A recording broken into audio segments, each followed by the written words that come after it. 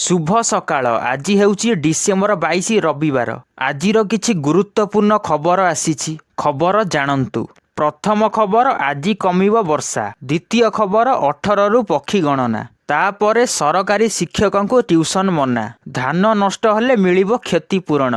मागणा ration सह 1000 टंका। आसंता वर्षरु मासिकिया ration. Subhadra योजना टंका नहीं तारीख घोषणा। एही हेडलाइन गुड़िक जानंतु। वीडियो को लाइक करी चैनल को सब्सक्राइब करंतु। प्रथम खबर बंगोपसागर रे सृष्टि होइतिबा अवपात प्रभाव रे गत 2 दिन हब राज्य रे अस्तव्यस्त करिछि लगाण वर्षा। आजिठू कमिब वर्षा। विशेषकर मयूरभंज, बालेश्वर, भद्रक, जाजपुर, खोर्धा, कटक, केन्द्रापड़ा, जगतसिंहपुर, गंजाम, गजपति, रायगड़ा, कलाहांडी, कंधमाल, ढेंकानाल, झारसुगुड़ा जिले में काँ भाँ वर्षा होइपारे। सेपटे वर्षा कमिया परे बढ़िब शीत। 2 रु 4 डिग्री पर्यंत कमिब तापमात्रा। बंगोपसागर रे सृष्टि होइतिबा अवपात प्रभाव रे आज भी वर्षा लागी रहियो बोली पूर्वानुमान करिछि पाणीपाग विभाग। परवर्ती खबर आसंता जानुआरी 18 तारिख रे हीराकुद जल भंडार रे पक्षी गणना। दिनकरे एही गणना कार्य हेबो।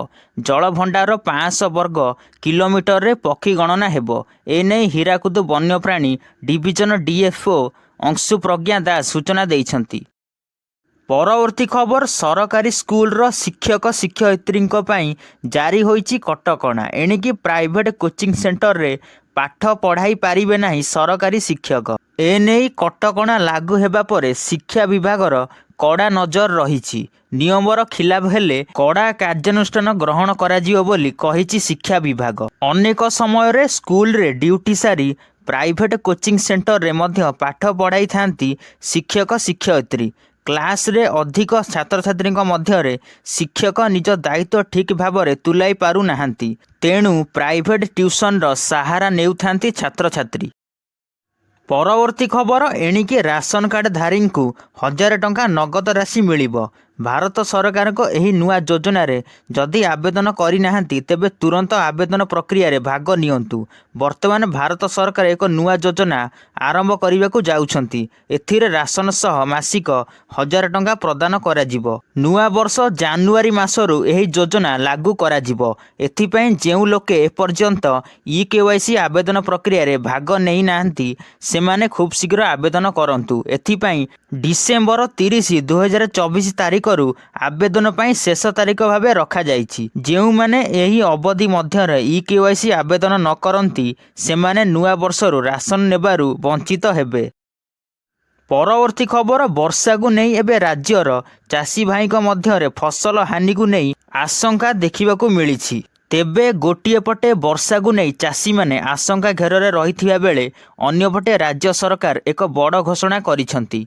धान नष्ट हेले चाषी को क्षतिपूरण दियाजिबो। मंडी रे धानर सुरक्षा पाई जरीपालर व्यवस्था रही। मंडी रे धान ओदा हेबार संभावना कम रही। वर्षा कारणरू बिलरे धान गजा होई पारे। वर्षा कमिया परे धान सुखिला परे मंडी रे किणा जिवो। राज्य समवाय मंत्री प्रदीप बल सामंत एने सूचना देइछंती। परवर्ती खबर आसंता वर्षरू 3 मासिकिया बदल रे मासिकिया राशन पाइबे हिताधिकारी। राशन बंटन व्यवस्था रे स्वच्छता आसीबो। मासिकिया राशन दियाजिबा फल रे दुर्नीति कमियो बोली खाद्य जोगाण मंत्री कृष्णचंद्र पात्र कहिसंती। परवर्ती खबर जानुआरी रे आसीबो सुभद्रा टंका। 20 लाख रु ऊर्ध्व महिला को मिलिबो चतुर्थ पर्याय टंका। बंडा घाटी रे घरे घरे महिला को मिलिबो सुभद्रा टंका। मालकानगिरी गस्तरू फेरी प्रतिक्रिया रखिछंती उपमुख्यमंत्री प्रभाती परिडा। सुभद्रा योजनार चतुर्थ पर्याय टंका 20 लाख रु ऊर्ध्व महिला को मिलिबो। प्रस्तुति चली समस्त को सुजोग दियाजियो बोली उपमुख्यमंत्री कहिसंती। भेरिफिकेशन रे टिके विलंब हेउची। किछि जगार जमी पाई डिस्प्यूट रही। आसंता 30 तारिख रु टार्गेट रखिचु। सबु भेरिफिकेशन जदि शेष हेबो तेबे जानुआरी रे चतुर्थ पर्याय टंका मिलिबो।